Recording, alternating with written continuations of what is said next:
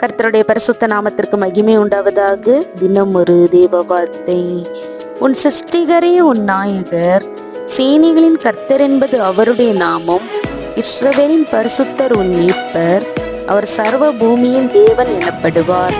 ஏசாயா 54 அதிகாரம் 5ஆம் வசனம். நம்முடைய சிருஷ்டிகரே நம் நாயகர். நம்மை கிறிஸ்துவின் மூலமாக சிருஷ்டித்தவரே நம் நாயகர். வேறு ஒரு நாயகரும் நமக்கு உண்டாயிருக்க வேண்டாம். அவரின் நாமத்தை சேனைகளின் கர்த்தர் என்று உச்சரிக்கும் போது நம்மை சுற்றிலும் ஒரு தூதர் சேனை கூட்டமே வந்து நமக்கு உதவும். இஸ்ரவேலின் பரிசுத்தர் நம்மை பாவத்தில் இருந்தும் நோய்களில் இருந்தும் பொல்லாத மனிதர்களிடமிருந்தும் மீட்டெடுக்கிறார். அவர் இஸ்ரவேலின் தேவன் மாத்திரமல்ல, சர்வ பூமியின் தேவன். இன்று வேதவாசத்தை ஜெபிக்க மறக்காதீங்க. கர்த்தர் உங்களோட நடத்துவாராக.